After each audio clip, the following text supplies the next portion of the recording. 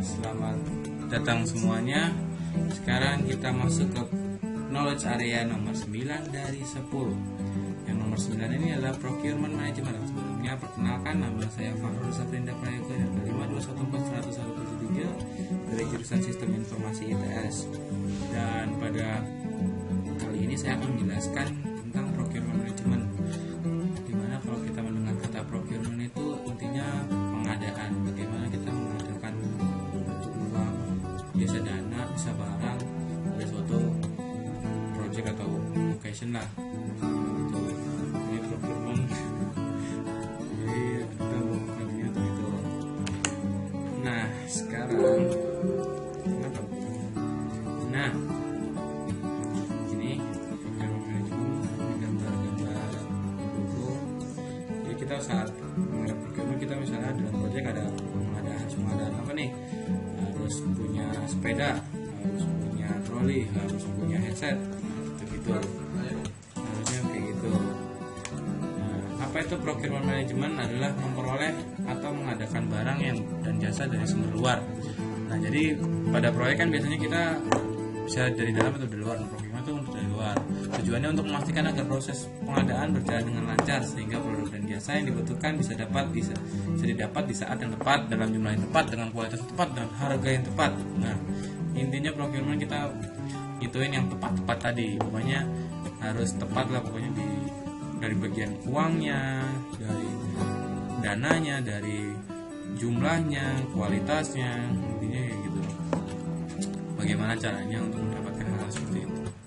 Nah, seperti biasa proses untuk procurement ada 3, tapi di sini ada conducting. Ntar saya jelaskan perbedaannya conducting dan yang lain. Planning, controlling, closing. Nah, planning, executing, controlling. Ini ada closing sama conducting yang beda nih. Nah, planning, conducting, controlling, closing dari procurement ini 4 proses dari procurement management proses. Nah, ini secara umumnya planningnya kayak gini, executing, habis itu ada monitoring, controlling, ada closing. Nah, di sini executingnya itu conduct procurement. Nah, itu ada outputnya. Nah, tiap tahap itu biasa dalam manajemen proyek, dalam knowledge area itu pasti ada outputnya. Pertama kita planning dulu. Planning itu apa? Berarti mengidentifikasi kebutuhan proyek yang dapat dipenuhi. Nah, jadi kita kebutuhan dari proyek ini apa nih? Misalnya kita membangun untuk proyek real nih. Untuk proyek real itu kita harus membangun rumah. Membangun rumah itu kebutuhannya apa? Kita butuh semen, kita butuh batu bata, kita butuh tralis, kita butuh jendela, butuh kaca. Nah, itu kita harus diidentifikasi itu butuhnya apa aja. Terus kita juga selain itu kita juga butuh tenaga kerja. Nah, makanya dalam procurement ini kita juga mengintegrasikan dengan human resource management. Saya human resource management karena apa? Saat procurement ini kita juga mengalokasikan dana, maka ini juga terintegrasi sama cost management. Dan kalau misalnya procurement kita ada aktivitas-aktivitas dan ini juga terintegrasi sama apa tuh? Integrasi sama yang ada BBS-nya itu apa? Benar sekali, scope management. Sama satu lagi time management. Nah, itu integrasi pokoknya lah, pokoknya gitu. Nah, ini adalah statement of work. Ini contoh untuk apa? Jadi setelah procurement di planning, nah ini kita harus nentuin ininya scope-nya, location of work dari procurement. Ini jadi kayak yang kalau misalkan ini dari luar ya, dari pihak eksternal, maka kita harus kasih tahu juga scope of work kita tuh sampai mana, location dan detail-detail lainnya. Terus ada deliverable juga gitu. Pokoknya intinya kayak gitulah. Terus conducting itu artinya untuk memutuskan siapa yang dapat diminta untuk melakukan suatu pekerjaan. Nah, biasanya kalau misalnya ini kita melakukan dokumentasi, mengirim dokumentasi, terus ke dokumentasi itu bentuknya proposal. Nah itu ke vendor-vendor yang mau kita ajak kerjasama untuk proyek. Nah, untuk pengadaannya itu, pengadaan misalnya bahan apa, kita butuh apa, kita kan dari luar kan. Nah, kita ngajuin proposal untuk biasanya itu project-project yang besar. Kalau project-project kecil biasanya nggak pakai gini-ginian. Nah, ini outputnya dari yang tadi itu. proposal 1, proposal 2, proposal 3. Nah, ini bentuknya mirip-mirip kalau kita pakai software SAP, kan ada pada modul apa tuh namanya, material manajemen. Kita menawarkan ke vendor, terus vendornya kita akan memilih vendor salah satu. Nah, ini kita juga mirip-mirip kayak gitu.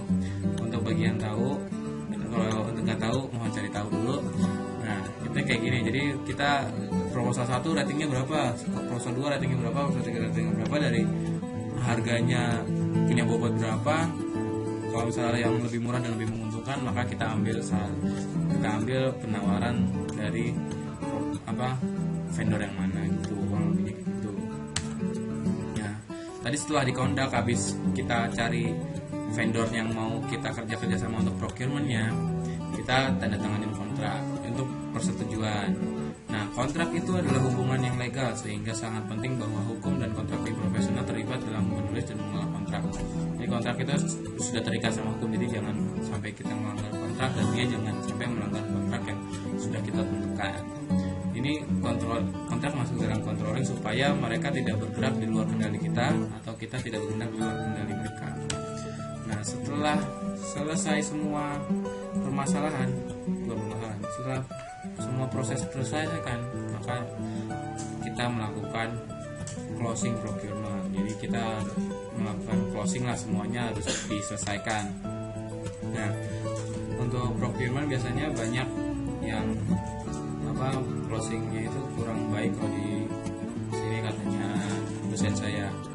Soalnya kalau proyek IT itu biasanya yang penting sudah selesai, jadi rata-rata belum tidak dikerjakan pasca selesai closing. Jadi rata-rata proyek IT di Indonesia itu banyak yang terbengkalai, katanya seperti gitu. Nah, di proyek harus menentukan apakah semua pekerjaan selesai dengan benar dan memuaskan. Itu update catatan dan mengarsipkan informasi yang untuk digunakan.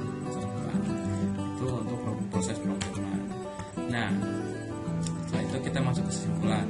Nah, kesimpulannya dari procurement ini, jadi procurement adalah proses untuk kita memanajemen pengadaan. Pengadaan biasanya kita dapat dari luar, dan prosesnya itu ada 4. Yang pertama planning, lalu conducting itu sama kayak eksekusinya, habis itu kita controlling. Nah, pada tahap-tahap tersebut kita harus integrasikan juga pada bagian knowledge area yang lain seperti cost, terus ada juga scope, terus ada juga time, dan ada juga human resource. Karena banyak sekali yang berhubungan dengan procurement itu, berhubungan banyak sekali dengan knowledge area yang lain. Ya, jadi seperti itu untuk bagian knowledge area nomor 9, yaitu procurement management.